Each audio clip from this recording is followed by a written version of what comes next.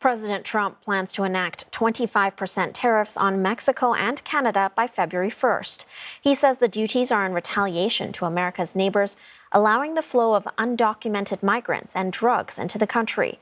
He did not mention China, though, and said the U.S. was not ready for the idea of universal tariffs. But economies around the world are already bracing for how that could be hit. But Mr. Trump has previously called tariffs the most beautiful word in the dictionary, and he's named China, Mexico, and Canada as his first targets. While the sizes of his pledged duties vary, one thing's for sure, China will bear the brunt of it. President Trump has said his tariffs will generate revenue and bring industrial jobs back to the U.S., although there are concerns that they would also lead to an increase in the final cost of goods for Americans.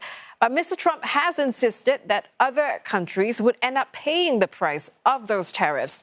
That is somewhat true for a large open economy such as the U.S., which has the ability to influence world prices. Higher costs for American consumers may reduce the demand for items, which would cause foreign producers to sell less. Foreign producers might also lower their prices to retain access to the U.S. markets. Now, President Trump's tariffs could have serious economic implications for trade-dependent Asia. While Chinese firms were able to shift some production away from the mainland and into parts of Asia during Trump's first administration, the broad-based tariffs he has proposed this time around would mean no country is spared.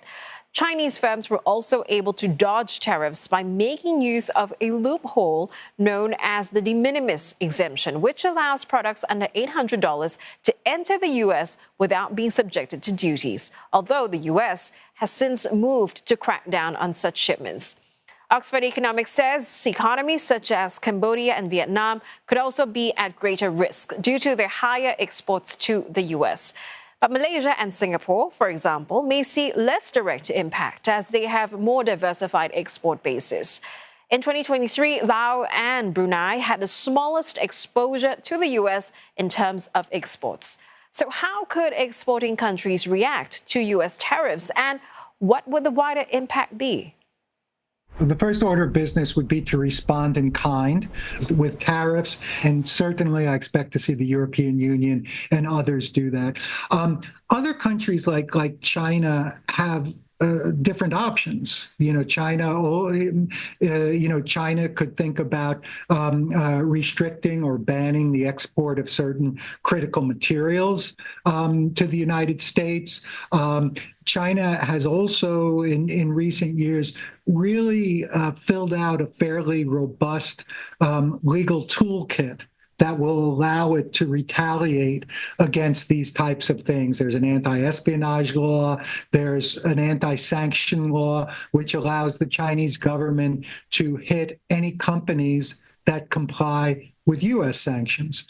So, tariffs will ordinarily be the first place countries look to respond, but there are other ways as well, and certainly China has built out a fairly robust toolkit to help them accomplish that. If China intends to use these third countries as export platforms, those countries like Vietnam in particular, could expect itself to be on the receiving end of additional tariffs. So what's to be expected over the next 4 years? Oxford Economics says growth may be hit early on, but a redirection of trade flows will likely help in the medium term.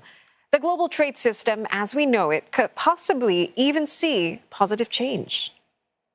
If you're comparing perhaps two countries where there's not much of a tariff differential, then maybe the effect is not as much. But in this case, if an exporter or if a manufacturer is comparing China, which could potentially have up to 60% tariffs versus, this 10% or 20% baseline, what will be announced, there will still be a differential, and we do think that the region will still benefit. When tariffs first hit, if tariffs are indeed levied on Asian economies in the region, it is quite likely that growth will be affected. But over time, because of this tariff differential that we talked about, what's likely to happen is that there would be instead more investments over the medium to long term. And as a result of that, we could actually see even more exporting firms grow roots and part of their supply chain processes within Asia ex-China itself. And then that's how the region starts to benefit in the medium to long run. I don't think there's any reasonable possibility that Trump's going to change his overwhelmingly negative outlook on global trade and the global trade system. So I think he's going to continue down the track, the America First track that he's laid out. The question will be for the key trading partners how well they manage Trump and manage to minimize the disruptions. This could mean, negotiating mercantilist trade deals with Trump to sort of, stop the bleeding here and there.